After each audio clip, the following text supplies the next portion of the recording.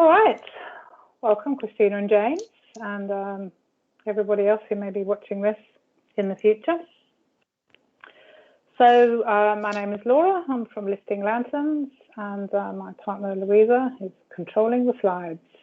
So let's go on to the first one, Louisa. Cool.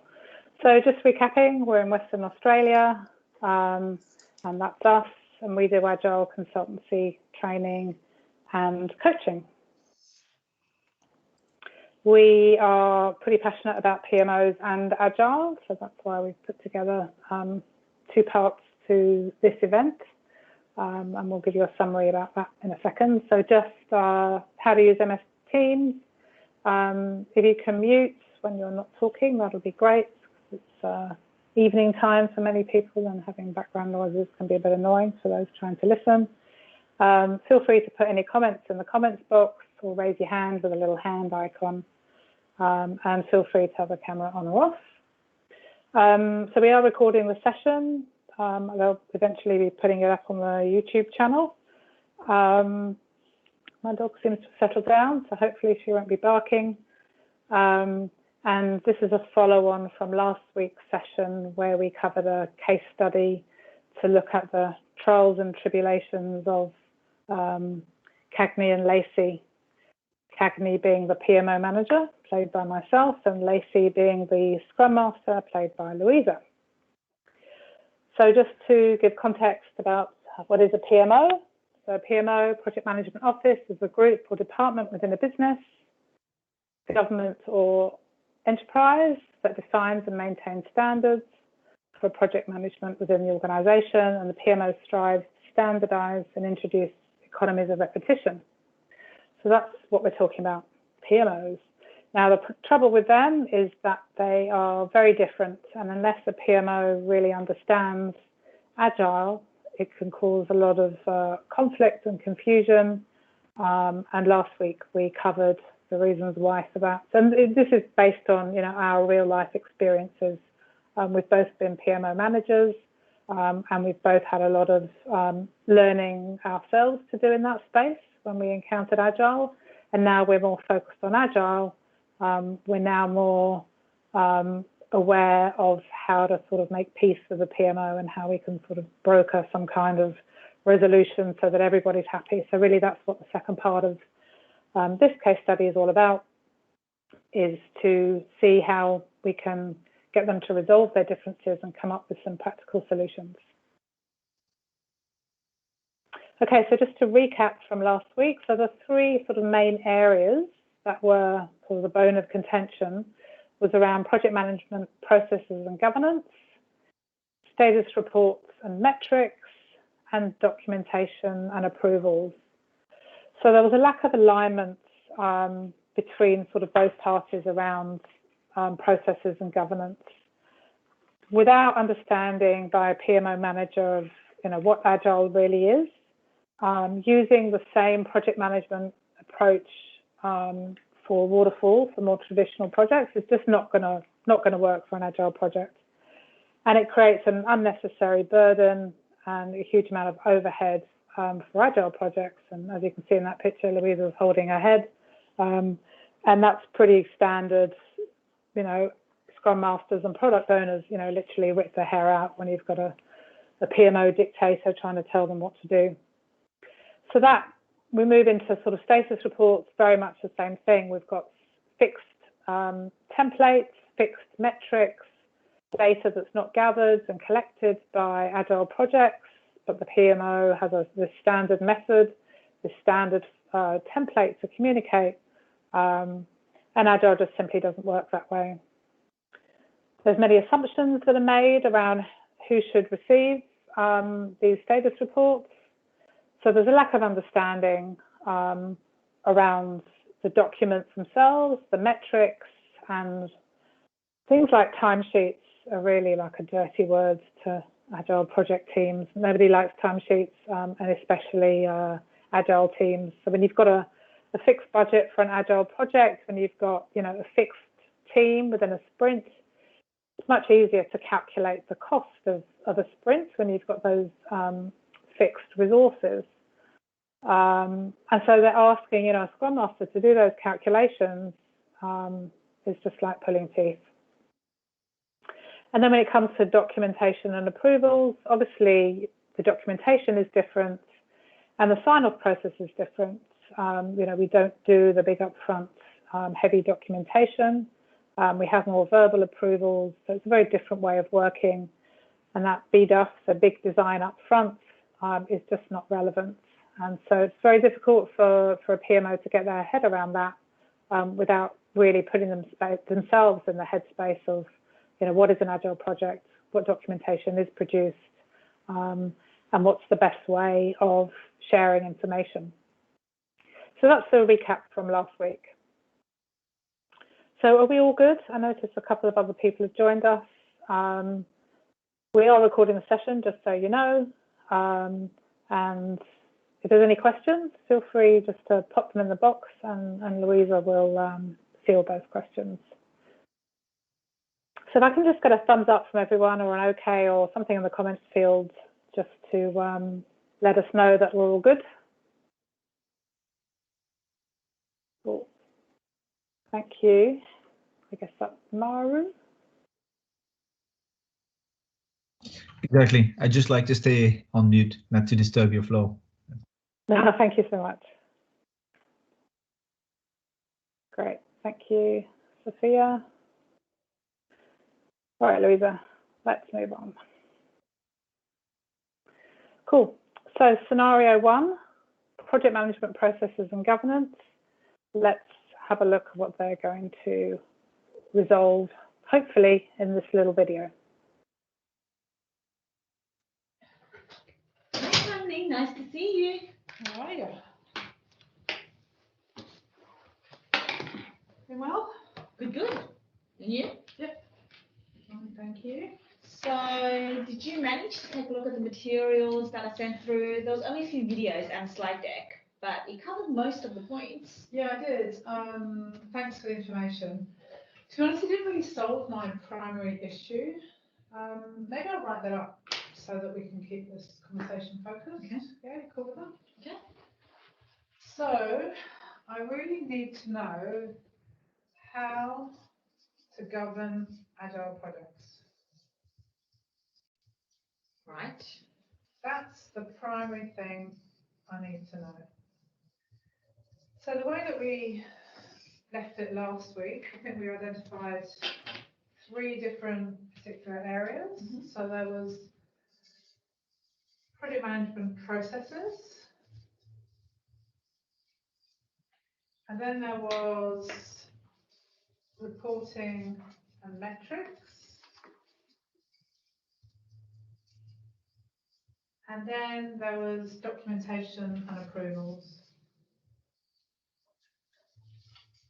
Yep, I remember those. Yeah, we're on the same page.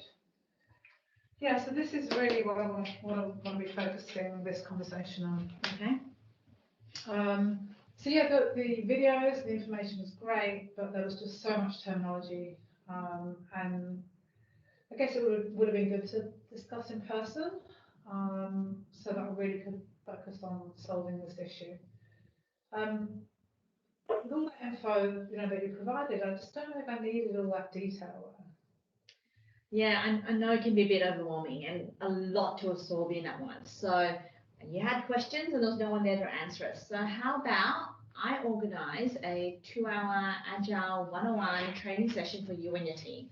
I'll happily run it just so you get a better understanding of the basics and you can ask me all the questions that you want. I don't really know if we've got time for that, to take my team out for 2 hours, and then what? Understanding how you work is one thing, but how to get you guys aligned with the rest of the organisation, that's another. I'm not going to lie, it's going to take a lot of work actually to incorporate your world, my world together. Mixing our worlds isn't easy, but I'm willing to give it a go if you are. I'm still not convinced we need to change our ways of working to accommodate you Agile newbies. So the CIO said, get this sorted. So I did. And we engaged a company called Lifting Lanterns for an external Agile coach with background in the PMO space to help us find some common ground. Because honestly, the biggest elephant in the room right now is your resistance to change. I don't have time for this right now because the project just needs to keep delivering. We have so much in the product backlog. This Agile coach from Lifting Lanterns, they've already walked me through a number of enabling activities, which is a 5-step process to help upskill PMOs to accommodate to the Agile world and be supportive in Agile delivery. I do think that it could work for both of our areas, especially if we were together to workshop it all with this coach. I'm not sure I like that elephant in the room comment. It's not that I'm resistant to change. I'm just not fully convinced of our need to change or what these enabling activities are that you talk about. Look, we've got to start somewhere, okay? So I took a screenshot of those 5 enablers, but the coach would be able to walk us through it a lot more. Okay. Well, it looks nice and pretty, but I don't really think we've got the budget to get an Agile coach from the outside. You're making it sound quite complex and time-consuming. I've already got the go-ahead from the CIO and the CFO, as I've told them our current stalemate. This Agile coach will empower you to help set up Agile teams for success and provide ongoing support, training, tools, all these things.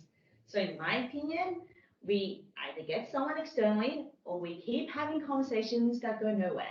You don't have time, I don't have time to devote ourselves to solving this. So why don't we just workshop this together? Any decent Agile coach with PMO experience will have a framework already. We just need to make time to work with them so they can tailor it to Paperwork Central. Okay. I think I get that. I think I get where you're coming from, but there's something else that troubled me from last week. You referred to these different roles. It didn't really mean anything to me. This product owner, this scrum master. We're really going to need to know, what they do and what they're responsible for. Yeah, and these are real roles in the real world. They all got certified, the CFO and the CIO, by Lifting Lanterns just a few months ago. So I'm confident they know what's expected of them and of the delivery team too. As I mentioned, all this will be covered in the 2-hour one-on-one Agile training. I'll make sure I'm included in. But if you have some sort of checklist on who does what when and you still want to keep it up to date, then it's going to be a bit of work to keep all those boxes ticked. It sounds like you're mocking me. Not at all. But if we're coming up with the minimum amount of bureaucracy, then we need to be prepared to challenge your status quo. And who knows, there may be a better way of doing some things, or maybe we could drop some things that just don't add real business value. I'm not sure I like the sound of that. Seriously, give and take. It can't just be us bending over backwards for you if you don't come to the table. What ideas have you got? You've given me nothing so far.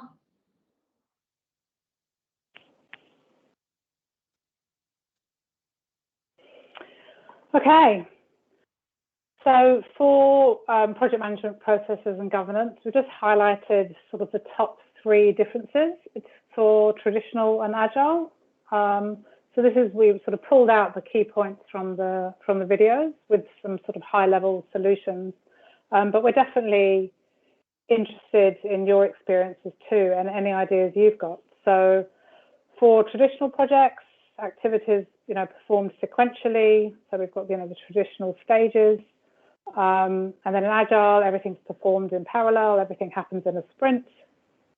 In traditional projects, we've got very fixed checklists and races, confirming who's responsible, accountable, who's communicated with, and who's informed. So pretty rigid. In Agile, it's a lot more flexible, and we produce whatever's required in order to get the job done, and suited to that particular project as well. In traditional projects, we've got fixed stage gates that happen after each stage with checklists and all those ticks that you've got to achieve to show that you've produced the right documentation and the correct people have approved it and given their feedback. And in Agile, we have sort of built-in checks and balances, and we have a lot more sort of verbal inputs into our Agile routines. So high-level solutions from our experience. has been, Agile awareness workshops, training, formal training, or tailored training, as well as coaching for the organisation, for the team, and also at an individual level, and also collaborative workshops. So that's where the PMO and Agile team members get together and basically, work out the differences. But I'm keen to hear from anyone else in this space, in the space of processes and governance. Have you had any experiences and come up with any solutions, or been around or witnessed anything that's helped in this area of, how do we get the PMO to recognise and understand how Agile is different, and how the concept of sprints is very different from the concept of stages, project stages and phases. So if anyone wants to come off mute, happy to hear you, or if you want to type any comments, feel free.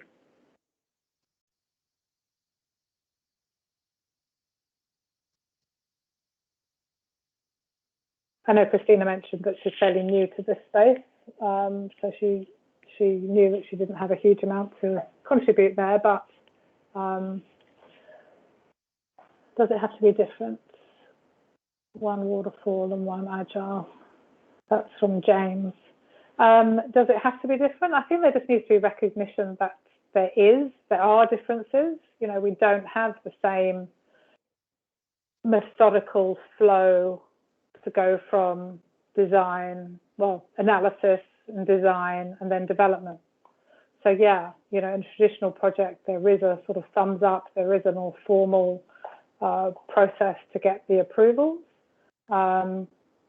And in Agile, obviously it's different. We still have approvals, we still have, sprint reviews, we still have a product owner, confirming what should go in each sprint, and setting those priorities. So yeah, it does have to be different. And I think, Laura, based on our experiences, we've seen that it can still be one PMO with just two different processes, or there can be two separate PMOs. Sometimes there are places with an Agile PMO, so where they just run a PMO for the Agile space versus one PMO that just has two processes. But we have seen from our past experiences that it is treated as two separate areas, because there are subtle differences which needs to be catered to. And I have seen just Agile projects ignored completely. They've been given the thumbs up by the management team, and they're perfectly happy to continue without having the PMO involved. So I've seen that in quite big organisations. You're welcome, James. All right, if everyone's happy to move on, let's go on to the next one.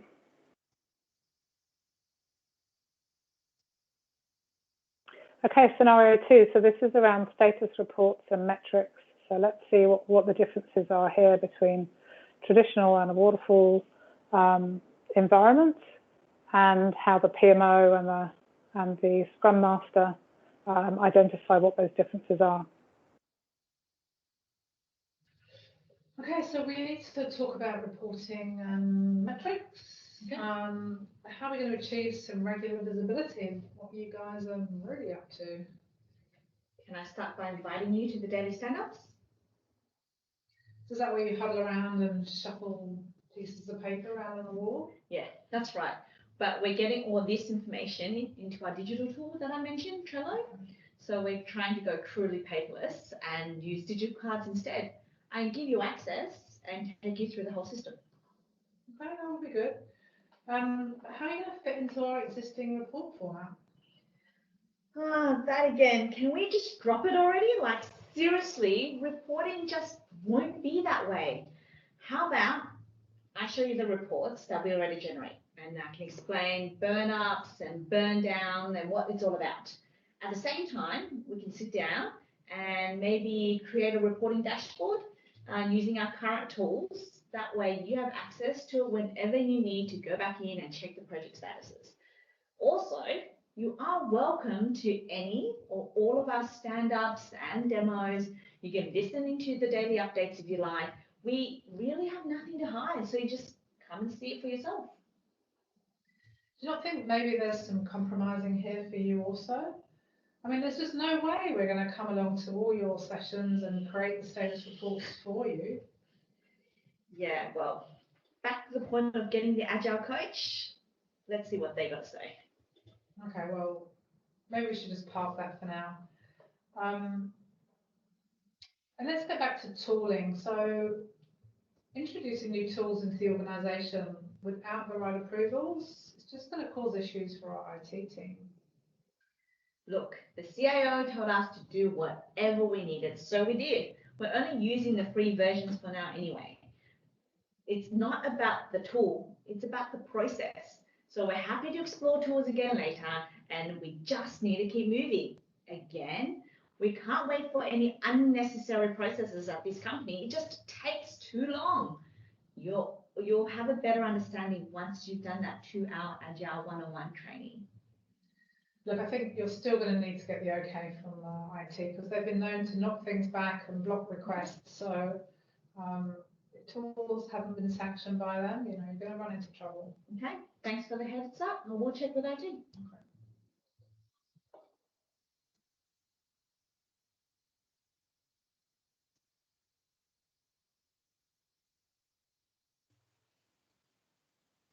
I think you're on mute, Laura.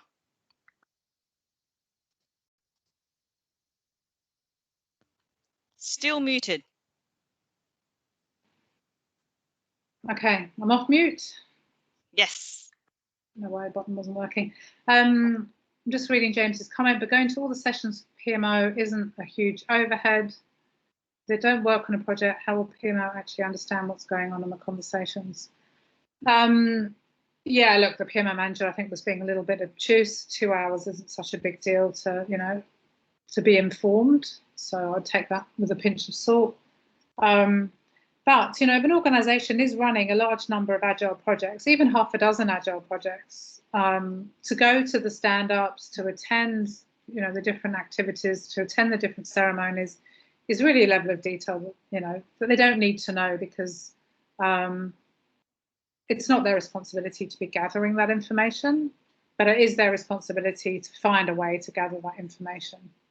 In my experience, there are compromises that that can be found, but it doesn't mean that you're sort of changing the remit of the PMO. It's more about compromising.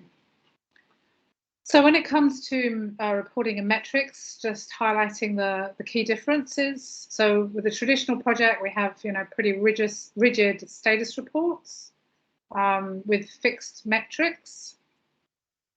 And so for an Agile project, they don't collect the same metrics. So when it comes to measuring resource utilization or the cost of resourcing, calculating spend on projects, that sort of thing, it's just not what Agile collates. They'll look at velocity, they'll look at story points, they'll look at milestones that have been achieved, which is then represented by different charts and different formats. So yeah, it's much more formal with traditional projects, including timesheets as well, dreaded timesheets. I've had to ask, as a PMO manager, I've had to ask, Agile teams to be completing timesheets, and really it's a waste of time because they just don't comply in the end. So I just gave up. But, using the digital tools like, Jira and Trello, there's plenty of other, reports and metrics that are available and dashboards that can be created and customized and tailored. So it can be that you sort of train your stakeholders to be proactive in looking at these things as opposed to just receiving a status report in their inbox. So it's as much as informing the PMO as well as getting the stakeholders to get used to different information displayed in different ways and for them to be proactive as opposed to, passively consuming information. And with traditional projects, there's a fixed reporting schedule. So, whether we're producing a status report every week, every fortnight, every month, there's a regular cycle. Whereas reporting on Agile projects, can be every day. Obviously, we have a daily stand-up. or it could be at the end of every sprint where you're producing some kind of updates, or it can be, your reporting is your sprint review, your sprint demo. Maybe that's another way of communicating what the status is. So that really summarizes the key differences. So we just want to bring kind of Agile projects closer to the PMO and the PMO closer to Agile projects, as well as getting the stakeholders more engaged as well. Giving access to the information, giving them access to the tools, and tailoring that information to suit the different audiences. So we're not pushing a whole load of, useless or unwanted information. We just want to give, the right information to give peace of mind that the project is proceeding as well as it should. Just looking at James's comment, do you see any minimum reporting? What is mandatory for Agile? Not sure what you mean by do you see any minimum reporting? Louisa, can you comment on that? Do you understand what that means? I think it's quite different for an Agile world, because in Waterfall, there is this is your weekly template and you must fill in this and you have to do that as your mandatory and this is your minimum report. I guess for Agile, it is going to be varied from team to team, because what we try to do when we're out there coaching is that it's going to be about how do we empower the teams and what does each team need? And you got to cater for the differences of the team. Yes, there's still need for consistency. So yes, there's still minimum. We expect the teams to all measure the same velocity a certain way, but we're not going to tell them how they need to do their story pointing. So every team estimates slightly different and they might use a different tool to estimate. But how they go about it, we still need to measure similar items. And that's something that the PMO should be helping with. So the PMO should work with the Agile teams to come up with what is the standard approach for doing things, but where the teams want to tailor it slightly, we should be able to empower the teams to be able to do that. Yeah, and I think a good point to make is, comparing velocity between teams is not really appropriate. Velocity is very much for that team. It's not a race, it's not a competition. So comparing metrics between teams is not really helpful or appropriate. I think that's an important point to make. Yeah, and last week, one of the things we even talked about was things like timesheets. So in an Agile world, actually some teams I have seen do timesheets because they want to comply for their clients, for example. There might be an Agile team for a client and the client expects a timesheet, then sure. But again, it's not something that we say this is mandatory and you must do it. It's going to vary team to team. So a lot of Agile is about what does the team need and what is necessary versus what is the minimum set that you must do. Mm. Yeah, I mean, self-organizing teams, self-managing teams is all well and good, but often, you've got the restrictions that the organization places on you. And there's only so much, I suppose, flexibility in certain cases. So, yeah, there are some compromises that Agile teams do need to make in order to be compliant. So I hope we answered your question there, James. Has anyone else got anything around status updates and reporting? I gotta say something. I am very biased, so take this with a pinch of salt. But there is one principle in Agile.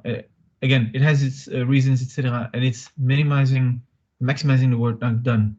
And this doesn't only hold for the all the waste you eliminate in your process and all the low value items you will work on, the 80-20% rule for the product. It also relates to the from the point of view of an outcome of value generated for the client, not very valuable activities such as timesheets and other things, because in the end you can fill them up and just put your 8 hours, just whatever is needed by the contract. It means absolutely nothing for the work done. However, what you have with Agile is, in some cases, basically by the minute live progress reports, and much more detailed than any weekly or monthly progress reports. I've been doing that in consulting for years, and it's absolute. I don't want to say anything inappropriate here, but it's unrelated to reality. Absolutely unrelated to reality. Well, with Agile, one of the principles is complete transparency. You owe it to your team, you owe it to the other teams you work with. And it's the only way to work forward, because otherwise nobody can see the path for improvement. And so you can go, let's say you have a Jira setup or any other tool, if you have DevOps, and you can look across the pipeline, what the team is really deploying in which area of your infrastructure by the minute, and where are the incidents, and who's working on what. And it's so much more than that. So PMO's mission at the beginning was doing governance for the sake of protecting the organization and maximizing the value generated, not doing PMO for the sake of PMO. So there's a lot of work to be done in a unit called PMO. Maybe they can rename themselves, maybe not, but rethinking what are the maximum value activities they can do to fulfill the mission that was at the inception of the PMO role. It was protecting the organization, controlling risk, but not governing people by putting them in a cage. No, it was governance to enhance the quality. So there must be other ways to do it. And that's my thinking on this. Yeah, no, totally agree with you. I think a lot of the problem is just very fixed mindsets and a lack of imagination. So, when you're an agile project, you're a lot more, I suppose, flexible in your thinking. You've got to adapt, and the very nature of, good agile team members is that you can think on your feet, and you are adapting to your environment. You are adapting to a new team very quickly. You are working very closely together. Yet when you're in a much more in a bigger organization where you've got kind of rigid structures that have been there for so long, they're not used to having to change, and they fall back on, oh, well, that's our remit, that's our mandate, that's what management expects. And so that's what that's where we're sort of, butting heads here, is that lack of imagination and forward thinking and support from management. At the end of the day, it's what do our sponsors want? What do our sponsors need? Do they really understand the differences themselves? And as you said, you need maximum value from the activities that are being conducted. And that needs, a potential real rethink about what a PMO's purpose really is. Because just, ticking boxes and running off checklists every step of the way is not really adding any value. So completely agree with you, Mara. Thank you for that. All right, so the final scenario is around documentation and approvals.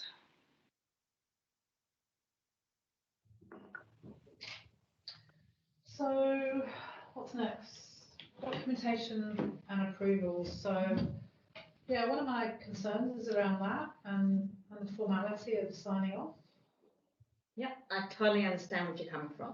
When I first got exposed to Agile back in the day, it took me ages to get my head around how things were documented. So what can be done here? Once you've sat through the 2-hour one-on-one Agile training with me, I think you'll see how we deliver and how we continuously document things along the way. So how will you provide assurance to us, for example, around detailed requirements and getting all the right sign-offs before moving on to development? Well, we might not develop one of those enormously large, wordy requirement spec, but we do document everything in Trello. And again, happy to give you access. The 2-hour Agile training will help you get a better understanding of user stories, acceptance criteria, and testing, which is how we're building quality. Sounds like this training is going to solve everything. This training is not a miracle, but it does help with your understanding of the basics in Agile, and it will address your concerns. And look, if it's more than the basics that you need, then we can use the Agile coach to help. The biggest part of going on this journey is embracing the fact that Agile is a bit different. We do stick to a formal project delivery method, which we call Scrum, and it governs the way we work. Again, you can come to any or all of our Agile activities and you get a better insight of how documentation and approvals are done. You have nothing to hide in this space. But getting back to approvals, we still haven't covered who signs off what. I've got this document approval matrix that I need to check off as part of my gate process. People don't sign off in Agile. It's more like sign on. As I mentioned, we don't proceed till the product owner is happy, along with the majority of our stakeholders. The product owner sets the direction and ensures that the right priorities are provided before proceeding to the next sprint. They are the ultimate approver and has final say. Look, I realise we're not going to solve all of our differences here and now, but my primary need, how to govern Agile projects, is still an issue. I mean, look, we do have some ideas, but there's definitely some work to resolve them. Okay, I've been taking notes along the way, so why don't I just write up the recap as we go, and we might be able to take a photo and upload it onto Confluence. We might even be able to have our own space. Okay. I've just been thinking, as you do that, what about the broader implications of Agile on the rest of the organisation? Maybe they're going to be impacted by this as well. Surely they need to also understand Agile ways of working. Perhaps we can get this coach to organise some information sessions or some training. Do you think that would be worthwhile? Yeah, I agree. Okay, so we could both meet the CIO and the CFO together and sort our way forward and maybe show how far we've come and maybe bring this along and demonstrate the ideas that we've come up with and maybe put something on our calendar. Now you're talking the same language as me. That sounds like a great idea. Let's do it. Great. Cool. Okay.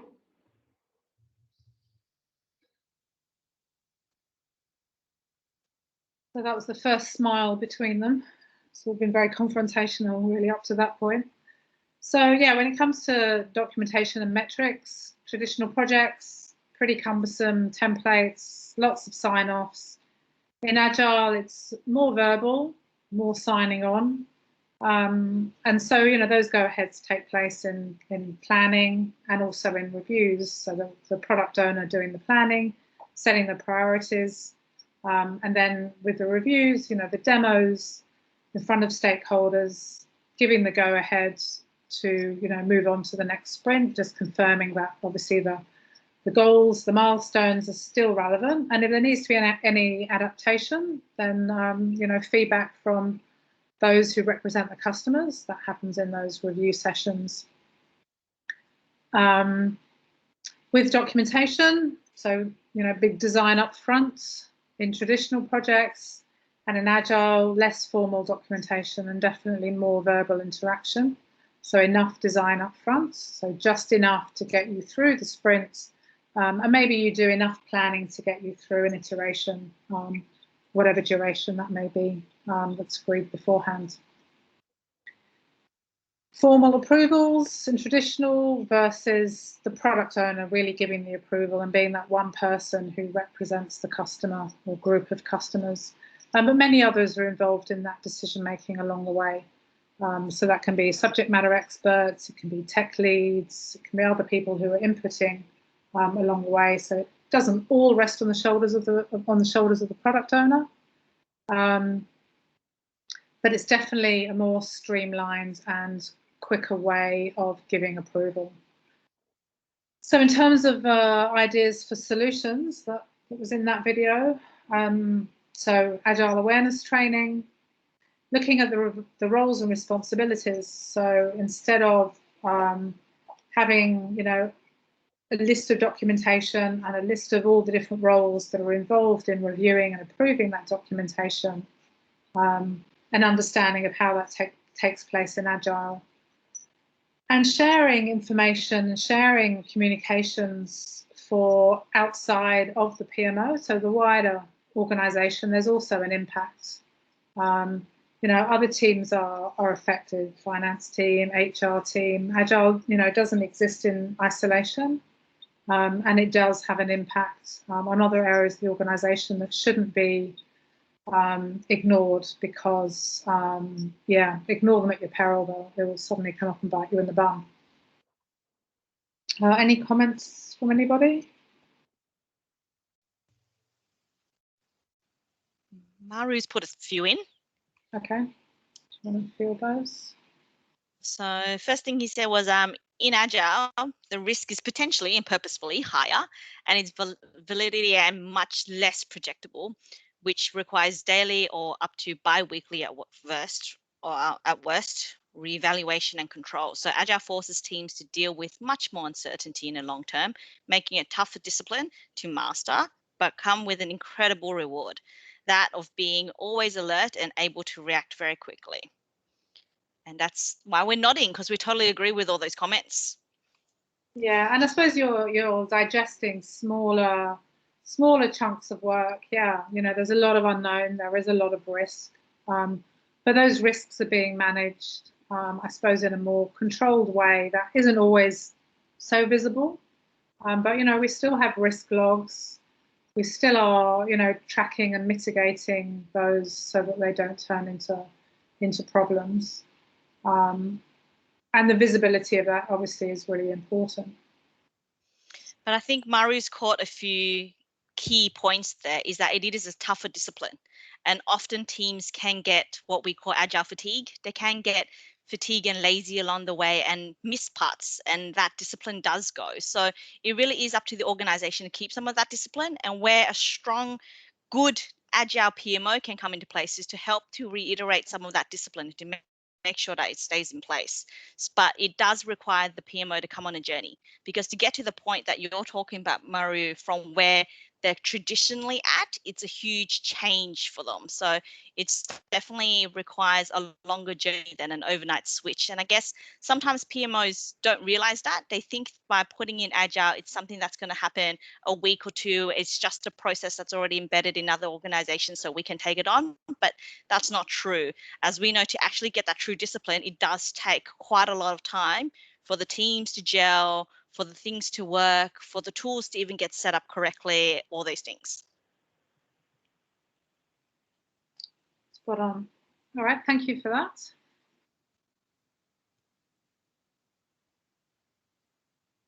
Anyone else?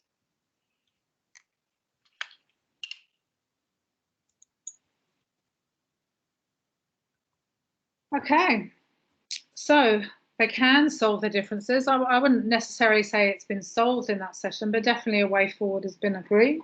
And really, you know, for us, what we've covered really is an overview, but really covers the key issues that we've come across sort of time and time again, of where a PMO really does need to adapt to Agile. And so this is something that we're really, you know, passionate about, to improve this understanding and reduce these issues that are, you know, that occur between both parties.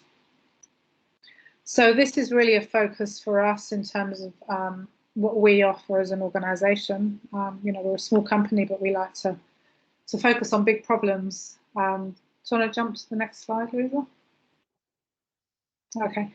So yeah, you know, we do coaching and training. We run workshops and do consultancy. So if anyone's interested, particularly in the PMO space, you know, we have short courses and 2-day courses, and we have workshops in this area.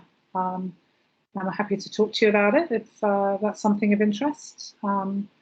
So at the end of probably sometime tomorrow, we'll send through a bit more information if you're interested. And we've got a voucher to give attendees with some different options of we've got some, you know, free things we can give away, and we've also got some training that you might be interested in if this is your line of work. Yeah, and as Laura was saying, we do believe in this space a lot, and it can actually help when there is a good agile PMO. And we actually think that this is a space that many organizations have neglected as companies have gone on an agile journey. Teams are very good going agile. Even management has come along, but the journey for the PMOs still seems to be a bit of a lag. So this is where we want to bring PMOs up to speed with where the rest of the organization has already gone. Agree. So that's really a wrap up from us. Just like to say thank you for attending, everybody. I really appreciate your time. And I hope that you've got something out of it, and we'll upload this onto YouTube so that you can review and learn a few more things, because there's a lot of information to digest. And we agree, Maru. We actually think that Agile can be across the whole organization, but it takes a lot of, as you said, discipline for the whole organization to go that way. Yeah, I think they need a new name. I think they need a bit of a refresh. Come up with something different. Yeah, because I think we both agree that there's too much focus on just Agile for teams and too much in just an IT software delivery space where it can go beyond that. So we totally think that it's time that other areas of the organization starts embracing it too. So if you guys if you don't think we've got your email addresses, James and Maru, I see that you guys have signed on as guests. So just make sure you drop us a line. I'll put out our email that is up there, liftoff@liftinglanterns.com. Just make sure you drop us an email so we can definitely get you voucher and all that. So, and we'll be in touch. Cool. Thank you. If you signed on, Amara, if you signed in via Eventbrite, then I'll have your details. That's fine. Cool. All right. Thank you, and have a lovely evening. Thank you, everyone. Ciao, ciao.